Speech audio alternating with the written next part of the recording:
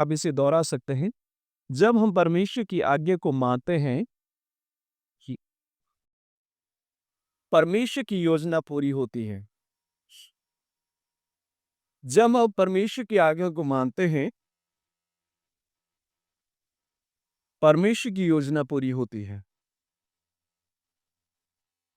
इसी विषय के ऊपर हम कुछ समय आज मनन करेंगे और मैं एक कहानी के साथ शुरू करना चाहता हूँ।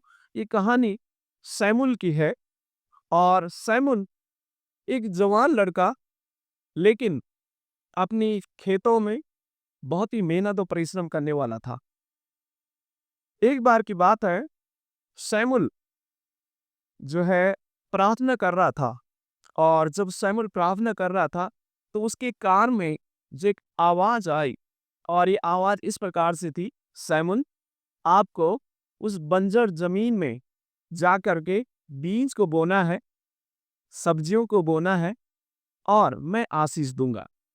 सैमुल को मालूम है कि उस समय जो है बहुत ही सूखा पड़ा हुआ है और बरसात भी हो नहीं रही है। लेकिन जब उसने इस आवाज़ को सुना, तो सैमुल ने कदम उठाया, क्यों ना परमेश्वर मुझे जो बात कर रहे हैं, मैं जा करके उस बंजर ज़मीन में जा करके बीज डालता हूँ, सब्जी के बीज डालता हूँ, फूल के बीज डालता हूँ और मैं ये कदम उठाऊँगा और करूँगा। सैमुल ने अगले दिन उठ करके उस बंजर ज़मीन में गए, काफ़ी झाड़ियाँ थी, काफ़ी पत्थर थे और उसने काम करना शुरू किया और उसे काफ़ी समय लग गया उन पत्थरों को हटाना, झाड़ियों को काटना, उस बंजर ज़मीन को खोदना और उसे बीज डालने के लिए उसे काफ़ी वहाँ पर समय लगा। लेकिन आस-पास के जब 2 लोगों ने उसे देखा, उसके पड़ोसियों ने देखा, उसके मित्रों ने देखा, तो हँसने लगे। "सैमुल, अरे क्या बेवकूफ़ी कर रहे हो? बरसात काफ़ी समय से हो नहीं रही है और आप इस जंगल में बीज डाल रहे हो, इन झाड़ियों को काट रहे हो, पत्थरों को उठा रहे हो।" लेकिन सैमुल ने उनकी बातों पर ध्यान नहीं दिया और सैमुल जो है काफ़ी मेहनत करने के बाद 6 मंथ उसे लग गए उस बंजर ज़मीन को उपजाऊ बनाने के लिए। फिर उसने बीज उसमें डाल दिया और जब बीज डाला था, सूखा तो पड़ा हुआ था। लोग हँसने लगे, "आपने जो बीज डाले हो तो चिड़िया लेके जाएगी, कुछ फ़ायदा नहीं है आपका।" लोग हँसने लगे, मज़ाक उसकी बनाने लगे, लेकिन सैमुल ने उनकी बातों पर ध्यान नहीं दिया, मेहनत करते रहे। बीज उन्होंने डाल दिया, पानी डालना शुरू कर दिया, प्रार्थना करना भी वहाँ पर शुरू कर दिया और उस समय के बाद रात को बादल जो है गरज उठे और बहुत भयानक बारिश हुई और कुछ समय के बाद उस बंजर ज़मीन से अंगूर निकलने अंकुर निकलने शुरू अंगूर नहीं, अंकुर निकलने शुरू हो गए और उसकी जो ये जो बंजर ज़मीन थी, उसमें अच्छे-अच्छे फूल और अच्छी-अच्छी फसल आने शुरू हो गए। पूरे गाँव के लोग आश्चर्यचकित हो गए और कहा, "सैमुल, ये कैसे आपको ये प्रेरणा मिली? इस बंजर ज़मीन को फलवंत करने के लिए कैसे आपको प्रेरणा मिली और आपने ऐसा कैसे कर दिया? हम तो सोचते थे ये तो बारिश भी नहीं होगी, ये बंजर ज़मीन जो है कैसे फलवंत होगी, लेकिन आपने ये कैसे किया?" सैमुल ने उन्हें इस प्रकार से कहा, "परमेश्वर ने मुझसे बातचीत की और परमेश्वर ने मुझे कहा था कि जाओ, मेहनत करो, परिश्रम करो और मैं उस बंजर ज़मीन को क्या करूँगा? फलवंत करूँगा।" और सैमुल ने उन लोगों को भी परमेश्वर के वचन के बारे में बताया, उन्हें उत्साहित किया और वो लोग भी मेहनत करने उन्होंने शुरू किया और कुछ समय के बाद इनका जो गाँव है, बहुत ही हरा-भरा हो गया। सब लोग मेहनत करने लग गए और लोग आशीषित होने लगे।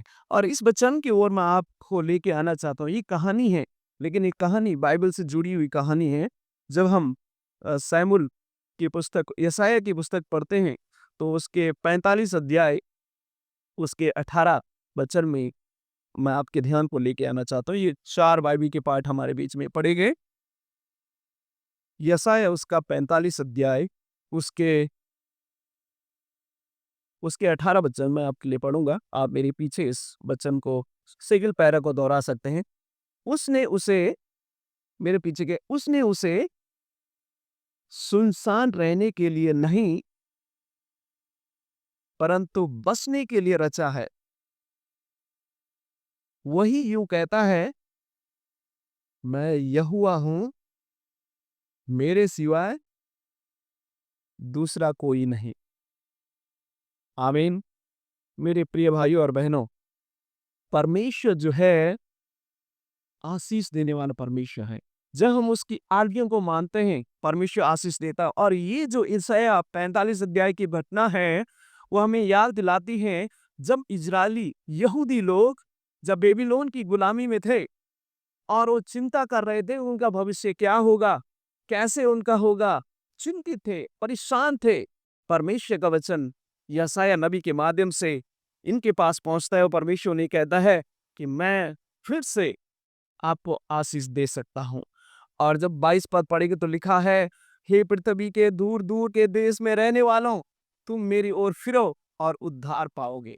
परमेश्वर ने आज्ञा दे रहा है कि मन फिराओ, पाप से बाहर निकल के आओ, गलत काम करने से बाहर निकल के आओ। क्योंकि ये बेबीलोन की गुलामी में जब थे, मूर्ति पूजा करने लग गए थे, परमेश्वर को भूल गए थे, पापों में भी जीवन जीना शुरू उन्होंने कर दिया था। तो परमेश्वर से जो है वो दूर भटक गए थे, क्योंकि उस गुलामी में उन्हें आज़ादी नहीं थी। वो गुलामी में जी रहे थे, प्रार्थना करने के लिए आज़ादी नहीं थी, अपने स्वेच्छा से कुछ काम करने की आज़ादी नहीं थी। गुलामी में वो थे, 70 साल की गुलामी वो बेबीलोन में रह करके काटते हैं। और परमेश्वर का वचन इनके पास जाता है, वो परमेश्वर कहता है, मेरी आज्ञा मानो तो मैं तुम्हारा उद्धार करूंगा, मैं तुम्हें बचाऊंगा। मन फिराओगे, गलत रास्तों से बाहर आओगे, मैं तुम्हें बचाऊंगा। अब आप थोड़ा मेरे साथ सोचिए, 70 साल कब नहीं होते? कोई 70 साल का है यहाँ पर? परमेश्वर संत 70 साल के हैं? नहीं है। कोई भी 70 साल के यहाँ पर नहीं। 70 साल आप थोड़ा सोचिए, गुलामी में ये जी रहे थे और परमेश्वर ने अब बाहर निकालना चाहते हैं, लेकिन परमेश्वर ने एक शर्त उनके सामने रखी, अगर तुम मेरे ओर मन फिराओगे तो मैं तुम्हें आशीष दूंगा और मैं तुम्हें बचा लूंगा। मेरे प्रिय भाई और बहनों, आज ये हमारे लिए क्या संदेश है? शायद आप हो, मैं शायद नहीं, निश्चित हम लोग गुलामी में नहीं है। हम कोई गुलामी में नहीं है, फिजिकली हम गुलामी में नहीं है। लेकिन आज कौन सी वो बातें हैं जो आपको मुझे बरसों से बरसों से उस गुलामी के समान रखी हुई है? इजरायली यहूदी लोग बेबीलोन की गुलामी में 70 साल थे। आज आप और मैं ऐसी गुलामी में नहीं है, लेकिन कुछ तो ऐसी आदतें हमारी हैं जो हमें गुलामी जैसा महसूस कराती है और परमेश्वर से दूर लेके जाती है। वो कौन सी आदत है जो काफी समय से आपके जीवन में वो बुरी आदत है जिसको परमेश्वर चाहता है आपसे उन्हें छोड़े? उस गलत आदतों से, उस गलत स्वभाव से आपको छोड़ना है, तभी परमेश्वर आपको मुझे बचाएगा। परमेश्वर हर एक को बचाना चाहता है, हर एक को आशीष देना चाहता है। क्या आप और मैं उसकी आज्ञा का पालन करते हैं? ये हमारे लिए एक सवाल है। शमूएल ने उस बंजर जमीन को फलवंत किया क्योंकि उसने परमेश्वर के वचन का पालन किया, मेहनत किया। आज आप और मैं उन बुरी आदतों से बाहर निकलना हमें बहुत जरूरी है। वो बेबीलोन की गुलामी क्या है? वो कौन सी बरसों से वो आदतें हैं जो आपको परमेश्वर से दूर लेके जा रही हैं? प्रभु से कहिए, प्रभु मैं आपके वचन का पालन करते हुए मन फिरा करके आपके साथ वापस आना चाहता। परमेश्वर हमें वापस लाने में सक्षम है। और जब हम भजन संहिता उसके 126 में आते हैं, तो ये बहुत ही ब्यूटीफुल शाम है जिसमें यहूदी लोग, इजरायली लोग परमेश्वर का धन्यवाद करते हैं। एक्चुअली बहुत ही सीक्वेंस में चल रहा है। ये यशायाह 45 अध्याय वो गुलामी में उस समय थे, लेकिन जब भजन संहिता 126 में आप आते हैं, तो ये जो भजन है वो धन्यवाद का भजन है और साथ ही परमेश्वर की विश्वास योग्यता का भजन है। जब इजरायली लोग जो है बेबीलोन की गुलामी से, 70 साल की गुलामी से जो है वो बाहर निकल के आते हैं। आप थोड़ा मेरे साथ इस वचन को दोहरा सकते हैं। लिखा है भजन संहिता 126, एक वचन कहता है, जब यहोवा सिय्योन से लौटने वालों को लौटा ले आया, तब हम स्वप्न देखने से हो गए। अब आप थोड़ा सोचिए, 70 साल की गुलामी के बाद जब परमेश्वर ने इन्हें बाहर निकाला, तो कहने लगे ये तो हमारे लिए स्वप्न के समान है, हमने कभी सोचा भी नहीं है, कभी सोचा भी नहीं कि परमेश्वर हमें उस गुलामी से 70 साल की गुलामी से बाहर निकाले। कभी हमने सोचा नहीं, स्वप्न के जैसे हमारे लिए था। लेकिन प्रियो को परमेश्वर का धन्यवाद करते हैं। क्यों? क्योंकि उनमें से बहुत सारे लोगों ने मन फिराया परमेश्वर के और लौट आए, इसलिए परमेश्वर ने नहीं छुड़ाया है। आज हम परमेश्वर के वचन को जब हम सुनते हैं, उसका पालन करते हैं, परमेश्वर हमें भी आशीष दे सकते हैं। आमीन। परमेश्वर हर एक को आशीष देना चाहते हैं, हर एक को अनुग्रह देना चाहते हैं अपना, लेकिन क्या आप और मैं उसकी आज्ञा का पालन करते हैं? अगर हाँ, तो जैसे इज़राइलियों को 70 साल की गुलामी से परमेश्वर ने छुड़ाया, परमेश्वर ने एक अजनबी, गैर विश्वासी राजा, फारस के राजा को इस्तेमाल किया इन्हें छुटकारा देने के लिए। अचानक से ये छूटे नहीं। परमेश्वर ने एक गैर राजा जो विश्वासी नहीं था, फारस के राजा को इस्तेमाल किया और इनको बेबीलोन की गुलामी से बाहर निकाला। क्यों? क्योंकि उन्होंने परमेश्वर के वचन का पालन किया। जब आप और मैं परमेश्वर के वचन का आज्ञा का पालन करते हैं, परमेश्वर हमें मुश्किलों से बाहर निकालते हैं। ये कई वर्षों से आप उस आदत में हो सकते हैं, उस मुश्किल में हो सकते हैं, उस परेशानी में हो सकते हैं, उस समस्या में हो सकते हैं। लेकिन जब आप और मैं परमेश्वर के वचन का पालन करते हैं, परमेश्वर की ओर आते हैं, परमेश्वर हमारी ओर आता है, हमारी मुश्किलों को टाल देता है। आमीन। और यही इज़राइल के साथ हुआ। वो परमेश्वर के पास लौट आए और परमेश्वर ने उन्हें छुटकारा दिया और परमेश्वर की विश्वास योग्यता के लिए वो परमेश्वर का धन्यवाद करते हैं। तो भजन संहिता से हमें एक चीज़ और सीखने को मिलती है कि आपको और मुझे परमेश्वर की आज्ञा का जब हम पालन करेंगे, आपको मुझे स्वप्न जैसा लगेगा कि कैसे हुआ? हो नहीं सकता है। जैसे आदरणीय बिशप जी शेयर कर रहे थे मेरी हेल्थ के बारे में। अचानक से हेल्थ मेरा खराब हो गया, तबीयत खराब हो गई और बहुत सीवियर सिकनेस में चला गया। तकरीबन 1 डेढ़ महीने तक हॉस्पिटल में रहा। लेकिन परमेश्वर के अनुग्रह से परमेश्वर ने वहाँ से मुझे छुटकारा दिया, बाहर निकाला। कभी मैं भी सोचता था शायद वापस नहीं आओगा। आप यकीन नहीं करेंगे, जब मैं हॉस्पिटल में था, लोगों को चलते हुए देखता था तो सोचता था शायद कभी मैं चल पाऊँगा ऐसा।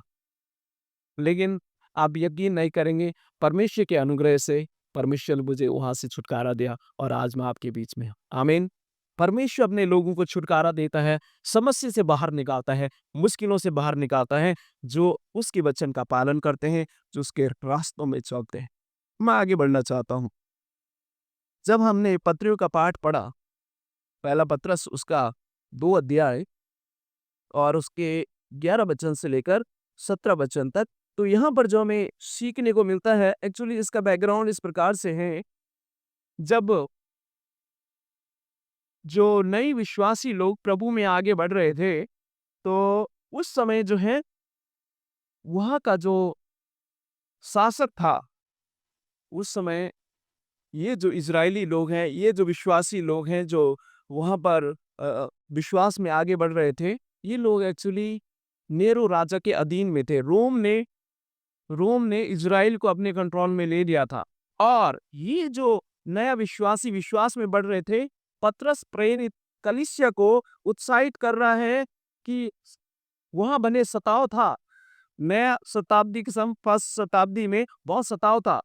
आप नेरो के बारे में आप ज़रूर सुने और पढ़े भी होंगे। अगर नहीं पढ़े होंगे तो ज़रूर पढ़ना। वो बहुत ही क्रूर था।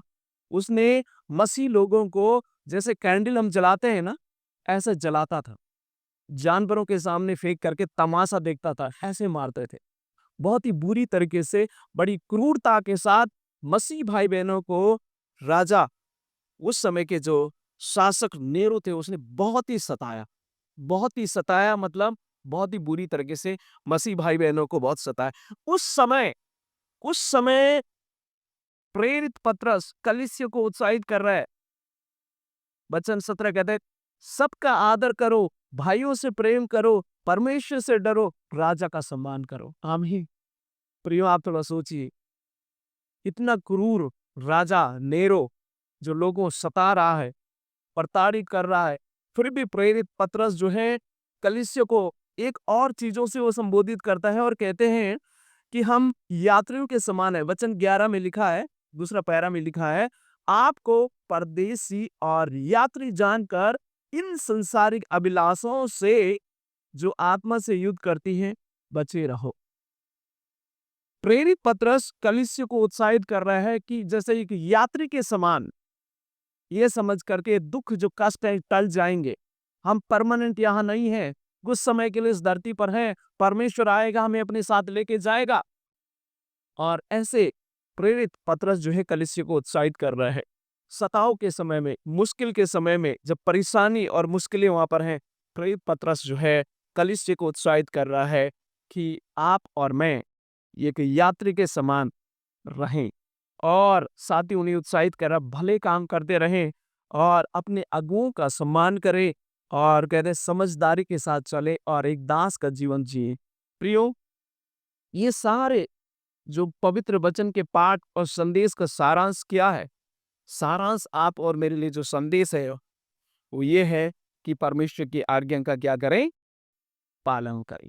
जब आप हमें परमेश्वर की आज्ञा का पालन करेंगे, परमेश्वर हमें क्या करेंगे? आशीष देंगे और हमारी मुश्किलों से हमें बाहर निकाले। कितनी बड़ी भी बीमारी क्यों ना हो, कितनी बड़ी भी समस्या क्यों ना हो, कितनी परेशानी भी क्यों ना हो, कितने सालों से क्यों ना जकड़े हुए हो आप उस समस्या में, पल भर में परमेश्वर बदल सकता है। आमीन। इज़राइली कहने लगे, ये हमारे लिए स्वप्न के समान है, हमने कभी सोचा नहीं है। परमेश्वर ऐसा करता है उनके लिए जो उसकी आज्ञा का पालन करते हैं। और जब हम सुसमाचार के पाठ में आते हैं, सुसमाचार के पाठ मत्ती उसका 1 अध्याय उसके 18 पद से लेकर 25 पद तक जो हमने पढ़ा, तो उसमें जो हमें सीखने को मिलता है वो ये है। मैं जस्ट उस भाग को पढ़ना चाहता हूँ। वचन 24 में इस प्रकार से लिखा है, तब यूसुफ नींद से जाकर प्रभु के दूत की आज्ञा के अनुसार अपनी पत्नी को अपने यहाँ ले आया। और मालूम है, जब आप यहूदियों के इतिहास को पढ़ेंगे तो यहूदियों में जो विवाह की प्रथा थी, वो सगाई और विवाह एक समान ही जैसे थे। अगर इस विवाह को तोड़ना है, इस सगाई को तोड़ना है, तो उनको तलाक के प्रोसेस से होके जाना पड़ता था। तो यूसुफ की मरियम के साथ ऑलरेडी सगाई हो चुकी है और स्वर्गदूत उसे कहते हैं वो गर्भवती होगी। आप वहाँ की व्यवस्था को आप थोड़ा-सा सुने, वहाँ की व्यवस्था के बारे में। वहाँ के कानून के अनुसार अगर कोई कंवारी शादी से पहले गर्भ को धारण कर लेती है, व्यवस्था के अनुसार मरियम को पत्थर से मरने की व्यवस्था थी। अब आप थोड़ा सोचिए, मरियम के माइंड में भी है कि ये कानून है, यूसुफ की माइंड में भी है कि लोग मुझे भी पत्थर मारेंगे, क्योंकि लोग शक करेंगे, मुझ पर डाउट करेंगे, पत्थर से मार करके मुझे खत्म करेंगे। ये यूसुफ को भली भांति मालूम है, लेकिन स्वर्गदूत ने जो यूसुफ को बात कही और कहा कि उसका नाम यीशु रखा जाएगा। आमीन। यीशु का नाम का अर्थ होता है उद्धारकर्ता, बचाने वाला। और साथ ही कहा उसका नाम इमानुएल है। इसका मतलब परमेश्वर हमारे साथ है। प्रियो, यूसुफ को मालूम है कि पत्थर से मारने की व्यवस्था है, मरियम को मालूम है पत्थर से मारने की व्यवस्था है। फिर भी जब परमेश्वर के दूत ने उन्हें कहा आपको ये आज्ञा मानना है, उन्होंने आज्ञा मानी। आमीन। और देखिए, न पत्थर से मरियम को मारा गया, न जोसेफ को मारा गया। मरियम भी बची, जोसेफ भी बचा और आप में सब बचे। आमीन। जब हम परमेश्वर की आज्ञा का पालन करते हैं, प्रभु जो है हमें बचा लेते हैं, क्योंकि उसका नाम ही यीशु मसीह है। उद्धार करता है, बचाने वाला। उसका नाम ही इमानुएल है, परमेश्वर हमारे साथ। तो इस संदेश के द्वारा परमेश्वर हमें आशीष दे और हमारी मदद और सहायता करे कि मुश्किल की घड़ी में भी हम परमेश्वर की आज्ञा का पालन करते रहें। 70 साल हो या 70 से कई साल हैं, परमेश्वर हालात को बदल सकता है उनके लिए जो उसकी आज्ञा का पालन करते हैं। विश्वास योग्य रहें, धैर्यवान रहें और भले काम करते रहें, परमेश्वर के वचन का पालन करते रहें। और अगर हम पालन करेंगे, मुश्किलें टल जाएगी और परमेश्वर के द्वारा हम भी आशीषित होंगे और दूसरे भी आशीषित होंगे। परमेश्वर इन वचनों के द्वारा हमें आशीष दे। God bless us. Thank you.